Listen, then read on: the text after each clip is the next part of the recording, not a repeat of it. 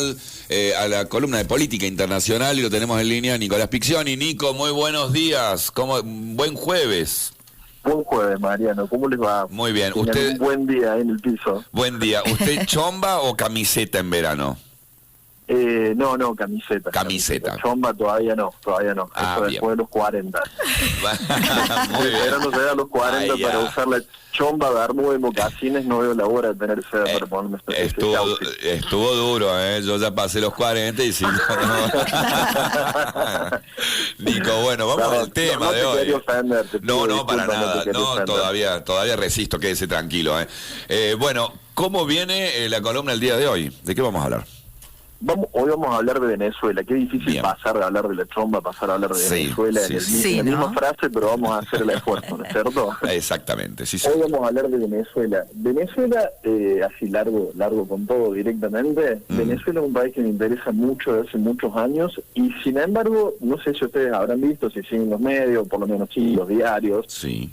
como que ha desaparecido del mapa, como no se habló más de Venezuela. No sé si durante una década y media siempre tenemos los titulares de Venezuela, los principales portales, diarios, siempre se hablaba algo de Venezuela y de repente... Es que garpaba hablar de Venezuela y además utilizar como ejemplo Venezuela para muchas situaciones políticas. Entonces cuando se empieza a perder eso, sucede con muchos temas en la política internacional, ¿verdad? Sí, bueno, pero viste que últimamente, que es algo que ya hemos tratado acá también, viste que llega un momento que ciertos temas no es que se vuelvan menos graves, sino que se produce un hartazgo de que lo está viendo, entonces dejan de aparecer porque no están viendo. Claro. Bueno, la situación no es que sea que se haya aliviado, ni mucho menos. Recordemos, Venezuela es un país que tiene en este momento la mayor cantidad de exiliados de todo el siglo XXI. O sea, no hay país al que se le ha ido más gente que a Venezuela en todo el siglo XXI. Y esto que estamos atravesando una guerra en Europa, que si bien ya tiene un montón de exiliados por el tema de la guerra, todavía no se acerca al número de nuestro país hermano. Nuestro país que no es vecino, pero nos toca culturalmente y históricamente es un país muy cercano. Sí, con muchos exiliados en nuestro país, además, muchos con venezolanos. Muchos exiliados en nuestro país. A ver, así es. Personalmente, yo viví en Colombia un tiempo y ahí me tocó de primera mano ver realmente cuando era toda la gente que iba llegando a fines de 2018, ahí era realmente mucho más duro verlo porque lo estaba viendo de primera mano. En Argentina fue bastante más suave. O sea, si bien lo vemos, era no con ese nivel, era como una caña abierta y se ve un torrente de personas todo el tiempo, era realmente duro. Y sin embargo, ¿qué pasa? No hablamos más de Venezuela, sabíamos que era un país que tenía hiperinflación, sabemos que era un país que, bueno, tiene ciertos problemas con los derechos humanos, que tiene un gobierno cuyas elecciones no son limpias, que, bueno, que hay una grave crisis económica, institucional y de derechos humanos. Eso lo sabemos, eso es lo que se ha hablado por lo menos en los últimos años y es cierto. ¿Sí? Sin embargo, el tema de la inflación en Venezuela durante los 2 últimos años, o sea, desde principio de 2019, o serían los 3 últimos años, se estabilizó la cuestión de la inflación.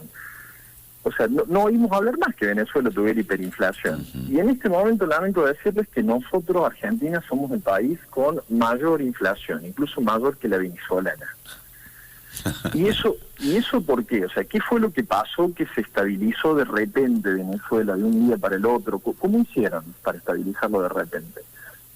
Si ustedes se acuerdan, a principios del 2019, Venezuela estaba en una crisis política muy fuerte, tenías como otro presidente que fue reconocido por otros países, que era Juan Guaidó, y parecía que ya lo derrocaban a Maduro, parecía que ya se iba, muchos especulaban con que Donald Trump iba a invadir el país y lo iba a derrocar, de hecho muchos lo pedían, no recuerdo que lo pedían directamente, y a eso se le suma, a esa crisis política, se le suma la crisis económica y humanitaria que ya estaban teniendo, se le suma una crisis energética que deja a la mitad del país a oscuras.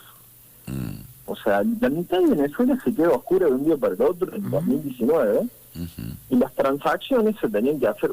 Usted imagínense esto, Venezuela estaba teniendo un promedio del 270% mensual de inflación. Es realmente una locura. Nosotros estamos teniendo entre un 6 y un 7%, ya es realmente, o sea, te genera una cierta sensación de que me quiero desprender de la plata ya porque vale cada vez menos, quiero comprar lo que sea. Imagínense con ese nivel de inflación, que tampoco nos es extraño porque lo hemos vivido en otra época también acá en Argentina. Ahora, Nico, a ese ritmo de inflación de Venezuela, ¿cómo hacemos nosotros a decir estamos más elevados, superamos a Venezuela en inflación? Bueno, porque eso fue en el 2018, eso fue en el 2019, y de un momento a otro, ¿qué pasa? No estaban prohibidas las transacciones en dólares en Venezuela, pero decían que tenían, al igual que nosotros, un tipo de cambio oficial y un tipo de cambio paralelo, cuya brecha era altísima. Para que se den una idea, por ejemplo, en un momento, me acuerdo de consultar el dato, era 8 bolívares por dólar y el real era 800 bolívares por dólar. O sea, se dan cuenta, la brecha era muy gigante, o sea, es mucho más que la brecha nuestra, que es de 100 pesos, o sea, un dólar oficial son 100 y algún pesos, un dólar paralelo en este momento está 198 o 200 pesos, o sea, para que se den una idea. Entonces no estaban prohibidas las transacciones en dólares en Venezuela, sin embargo era obligatorio hacerlas al cambio oficial. O sea, vos podés comprar en dólar, pero lo tenés que evaluar como te lo está evaluando el cambio oficial. Claro. Era una locura, realmente no lo hace nadie, es un repudio, o sea, un comerciante probablemente se arriesgaba a realizar la transacción real y arriesgarse a una sanción que a aceptar ese cambio. O sea, no tiene sentido aceptar ese cambio, o sea, te llevaría a la quiebra en muy poco tiempo. Sin embargo, te dije que había un apagón, sí. un apagón, se quedó la mitad de Venezuela a oscuras, y claro, como vos tenés ese apagón y tenés en los supermercados y en los lugares donde se venden ciertas cuestiones y ciertos productos que son perecederos, productos que están en las heladeras, se vencen, no tenés luz, comienza a haber saqueos, y las personas que tienen todos estos productos perecederos lo que empiezan a hacer es se quieren desprender rápidamente, porque se le van a vencer en la heladera, y la gente, teniendo la escasez de comida también por los apagones y los saqueos, comienza a salir masivamente a comprar. Y ahí no les importaron ni las restricciones, no les importaron nada, porque era una cuestión de cómo o no como. O sea, le tengo más miedo al hambre que me pueda decir un comisario. Sí, qué bárbaro. Y lo que hizo el gobierno de Maduro en ese momento, vos decís, si vos querés proteger al Bolívar, o sea, lo salís a prohibir, salís a controlar, a lo que fuera. Sin embargo, el gobierno en una dosis de realidad, o sea, estás en un mes que te quieren derrocar, tenés apagones, tenés saqueos, o sea, lo que hizo fue permitirlo. Entonces la economía de Venezuela se dolarizó en la práctica. O sea, fue una dolarización forzosa, no porque el gobierno la impulse, sino porque fue una dolarización de facto. O sea, así directamente, de dólares, los venezolanos sacaron los pocos dólares que podían tener atesorados, guardados para poder huir del país, y dijeron, bueno, necesito comida, no sé cuándo le voy a volver a conseguir. Usaron los dólares, claro. Exactamente, usaron los dólares. Y eso directamente le estabilizó a la economía, le estabilizó, pero fue como en muy poquito tiempo. El gobierno no es que lo permitió, sino que dijo, está bien, les permito utilizar los dólares, es más, dejó abrir cuentas bancarias en dólares. O sea, sé sincero, dijimos, bueno, basta, o sea, una dosis de realidad y listo, nos ocupamos ahora de este momento, lo dolarizamos, ya está, pueden usar los dólares, abran cuenta en dólares, con la trampa de que vos podías depositar dólares en la cuenta, podías pagar con esos dólares en la cuenta, pero el comerciante recibía bolívares.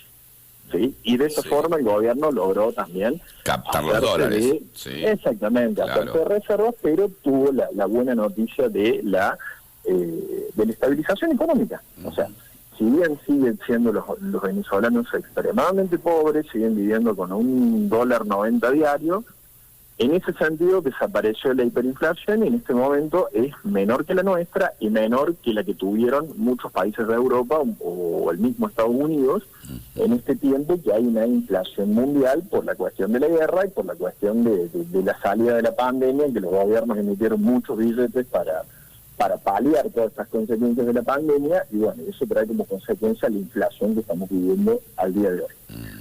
Y por otro lado, Venezuela en este momento se le está saliendo, se está por ganar la lotería, o eso parece, porque Estados Unidos necesita alejarla de Putin, o quiere alejarla de Putin porque necesita el petróleo. O sea, le hace el boicot petrolero a Rusia, no le compra más, si bien lo que le compra era un porcentaje muy bajo, y vuelve a negociar con Maduro. Entonces Estados Unidos se encuentra en el dilema, porque, a ver, en la práctica Estados Unidos siempre tiende, en la práctica no, en la teoría, perdón, en el papel, Estados Unidos siempre trata de promover a los países democráticos o que respeten los derechos humanos. A veces le sale, a veces no lo logra, a veces tiene que optar entre el mal menor, ¿sí? Sin embargo, en este momento está en negociaciones con Maduro para levantarle todas las sanciones económicas o algunas sanciones económicas que le va a permitir exportarle petróleo de nuevo a Estados Unidos. O sea, no le compra más a Rusia y le compra de nuevo a Venezuela, contrario a toda la política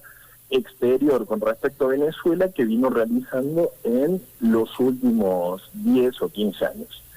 O sea, Estados Unidos en este momento está en ese dilema, o sea, voy al malo, dejo al malo, agarro a uno menos malo, pero la noticia para los venezolanos es que si llegan de nuevo a levantarle estas sanciones y vuelven a exportarle barriles de petróleo a Estados Unidos, el régimen de Maduro va a seguir durante muchos años más, y eso creo que no es una buena noticia para todo el pueblo venezolano que lo está padeciendo. Claro. Bueno, esta cercanía con Estados Unidos le genera otra idea con respecto a la visualización que tiene Venezuela con respecto al mundo, o no cambia la imagen de Venezuela para el resto de los posibles inversionistas. A ver, Venezuela es un paria mundial en este momento, porque está sancionado por un montón de países, ¿sí? Su principal comprador de petróleo históricamente fue Estados Unidos. Para que ustedes se den una idea, Chevron está en Estados Unidos desde el año 1920. O sea, hace 100 años que está Chevron en Estados Unidos. ¿Sí? ¿Qué pasa? Como tiene todas estas sanciones, de hecho, las refinerías que tiene Estados Unidos en Texas, ahí en el Golfo de México, tiene refinerías preparadas directamente para refinar petróleo venezolano. O sea, el petróleo no es igual en todo el mundo. El petróleo venezolano es como más pesado, más viscoso, según lo entiendo, y necesita un tipo de refinería especial para procesarlo. Estados Unidos tiene toda la tecnología para procesar el petróleo venezolano. Por otro lado, están a tiro de piedra, o sea, tienen que cruzar el Caribe y el Golfo de México, están ahí nomás. Vos imaginate lo que es para Maduro venderle petróleo a China, venderle petróleo a Rusia, que también le compra para sostener el régimen, no porque le haga falta. Vendérselo a Estados Unidos es un negocio. O sea, es un negocio, implica que le van a entrar muchísimos dólares y que el régimen, el petróleo de hecho ha subido en este momento, no cae más, no tumbas más al gobierno en este momento si lo tenés de dólares. O sea, vos como país, si querés favorecer un gobierno democrático, un gobierno respetuoso de los derechos humanos, no podés ir a negociar con Maduro, y eso es precisamente lo que está haciendo Biden en este momento. O sea, lo está favoreciendo. Biden y Maduro no ha cedido ni un ápice en sus posiciones. O sea, siguen el poder, no hay apertura democrática, no hay elecciones libres, hay presos políticos, hay documentados, creo que el año pasado son 200 y pico casos de tortura. Bueno, todo esto que está haciendo Estados Unidos, vos que decís que son un país respetuoso de los derechos humanos, respetuoso de todo esto, lo está favoreciendo. Entonces, ¿dónde queda tu filosofía? En negocios. Es el realismo. Directamente a veces el realismo se impone sobre el idealismo, y eso es lo que está pasando en este momento. Bien. La economía, las divisas y lo que es la estructura, ¿no?, del mundo. Y bueno, es cuando, por un lado las guerras, por otro lado el petróleo, y esto que nos va deteriorando como mundo, lamentablemente. Desgraciadamente a veces pasan estas cosas. Yo no creo que el mundo vaya peor, la verdad tengo esperanza, creo que el mundo nunca estuvo mejor que lo que está el día de hoy. Sin embargo, todas estas cuestiones por ahí te dan un baño de realidad y decís, mira, muchas veces las cosas no son por principios, no son por ideales, sino que un tipo en Nebraska pueda tener la nafta de su coche barata vale más que la vida de un montón de venezolanos. Exactamente. O un montón de ucranianos, por es así, Nico. Agradecerte, como siempre, esta mirada, este análisis político internacional, para nosotros aquí parte de Plan B, todas las semanas, Nico. muchas gracias a ustedes, que me encanta estar realmente acá en el programa con ustedes. La verdad que es un placer para mí. Cuídese este jueves, no tome frío el jueves, porque usted es más jovencito que yo, y bueno, la musculosa y OJ lo dejamos para primavera, verano, si quiere. Exactamente. Les mando un abrazo grande. Abrazo, Nico. Bueno, ahí está, pasó por plan B, Nicolás Piccioni en su columna de política internacional. Me gusta el análisis de Nico Piccioni, en este caso, hablando de Venezuela, ¿no? Y este acercamiento con Estados Unidos y todo lo que hace a la economía global y lo que es el billete, ¿no? El bill metal, la moneda, la guita.